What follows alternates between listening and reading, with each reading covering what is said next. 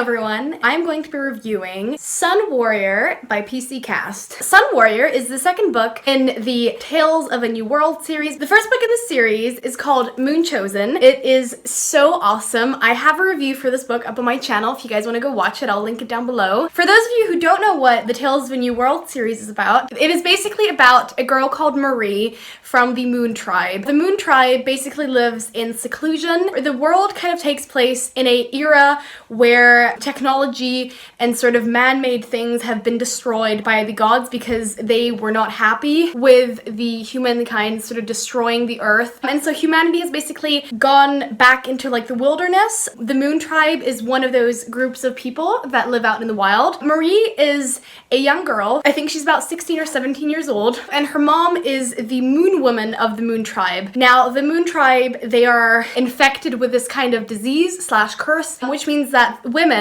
if they aren't washed by the moon, and men which aren't washed by the moon, suffer consequences. So, for example, the women, they get really depressed and they get really sad. They basically just kind of lose the will to live. And the men, however, they get aggressive, they get angry. So it's really important for this tribe to be washed by the moon. And this is done by the Moon Woman of the clan, and that is Marie's mother. A Moon Woman basically has the ability to draw down the power of the moon and to use it to heal the people. And this has to be done every 3 days or else the tribe will sort of go crazy. And Marie is the daughter of the Moon Woman of the clan. There's also this group of people called the Sun Clan. Now there has been a lot of tension and hatred between the Moon Tribe and the Sun Clan.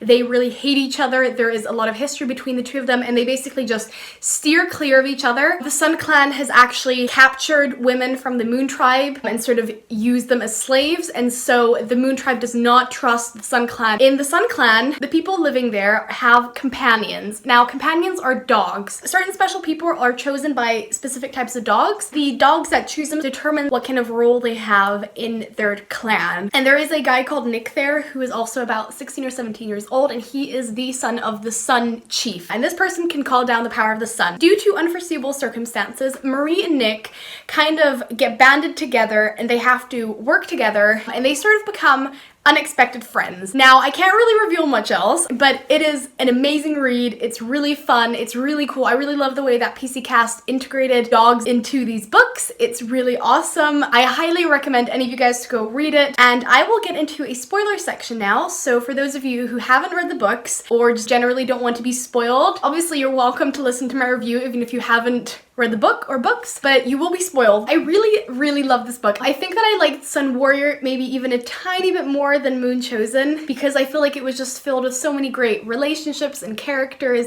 and character developments. It was a truly magical, beautiful book. I honestly think that PC Cast just has this sort of divine gift of writing books that I always love. The plot itself was obviously as amazing as the first one. I loved the way that it was both intense and mysterious and magical, and yet also sometimes had these kind of comical moments and sometimes also very light moments that you could just sort of enjoy, and it wasn't like too serious or anything. I want to talk about Deadeye. He is sort of being taken over by Death, so the god Death. I thought that what happened to him was absolutely gruesome and it was actually really freaky. In the first book, I felt that Deadeye himself was actually going to be some sort of antagonist. I thought that he would go and pose a danger to Marie and Nick. As the book progressed, I actually found myself really understanding his point of view. I obviously don't agree with what he's been doing, you know, using animals, killing them to give him powers, and obviously he did have this plan of taking over, you know, the Sun Clan and the Moon Tribe. I didn't 100%, you know, support his cause. It was really shocking to realize that the only reason why Deadeye was actually kind of evil was only because the god Death was sort of manipulating everything behind the scenes. I did not want his body to be taken over by Death, and I actually really miss him as a character. Honestly, I rethought everything that I had thought about Deadeye before. Everything that happened to him, Death taking over, it really made me rethink about Deadeye actually being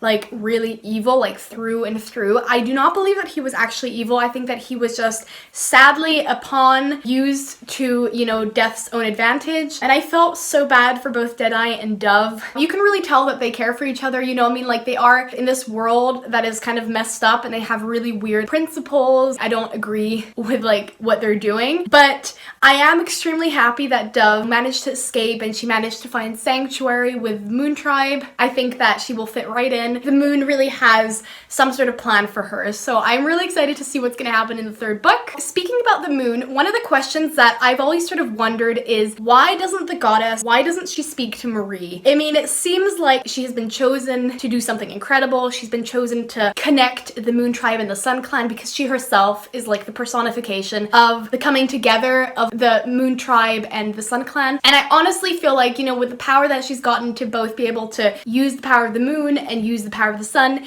I feel like the goddess really has like a plan for her. And so what I'm really wondering is like, why hasn't the goddess spoken to her? You know, that doesn't really make much sense. Also, it seems like, you know, Marie, she really wants to have an intimate relationship with, you know, the goddess that they're worshiping. It's a bit strange because I'm wondering whether there's some sort of reason why the goddess isn't speaking to her. Maybe the moon really wants Marie to like come to her own self-discovery. Maybe she wants her to like do everything on her own without any kind of external help. I'm really interested to see how this will all sort of be resolved in the third book. In Sun Warrior, I really started to like Danita. I felt extreme sympathy for her. I am just really happy that she's sort of found her place.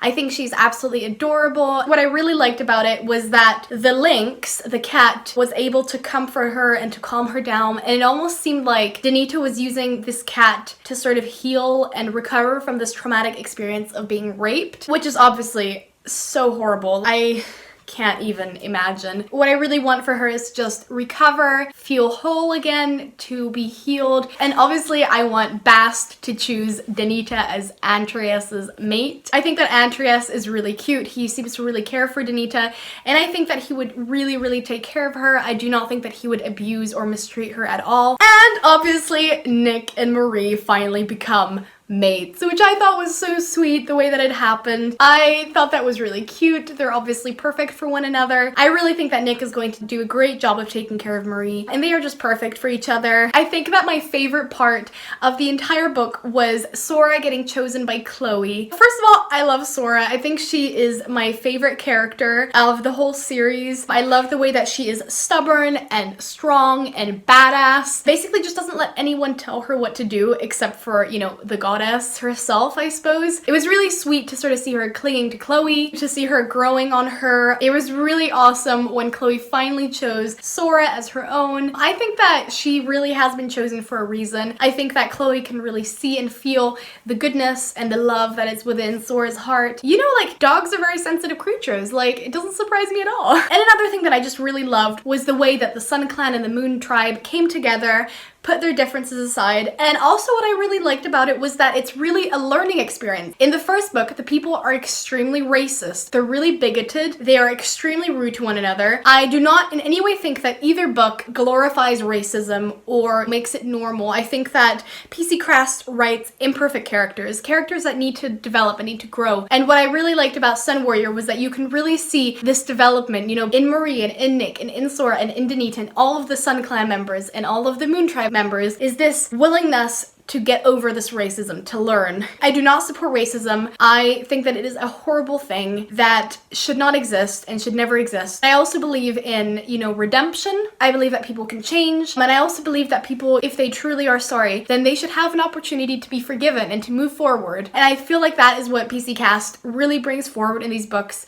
You can really see the characters growing, developing, evolving, and I can't wait to see more of that in the third book. Now, I am extremely curious as to what's going to happen in the third book. They are now heading over to the Wind Rider territory, which is occupied by people who have horses as their companions. I wonder whether the Wind Riders are going to actually accept them or whether they're going to have to prove themselves first. I do not think that it's going to be as easy as they will hope it will be, but obviously, like, I wish it was easy for them. The third book in the series, I am assuming, is going to be called Wind Rider. It would really surprise me if it wasn't called Wind Rider. It is probably coming out this year, I hope. I'm not sure. There's no cover yet, and I don't think there is a release date, but I'm super excited for book number 3. Sun Warrior was an amazing read. I hope that you guys enjoyed the book. I enjoyed the book. I loved it. Let me know whether you've picked up Sun Warrior. I would love to hear your comments down below. Let me know whether you agreed or disagreed with certain things that I said. If you like this video, please give it a thumbs up, and don't forget to subscribe. I will hopefully be bringing out videos every week. Thank you guys so much for watching, and I will see you guys soon with another video. Bye!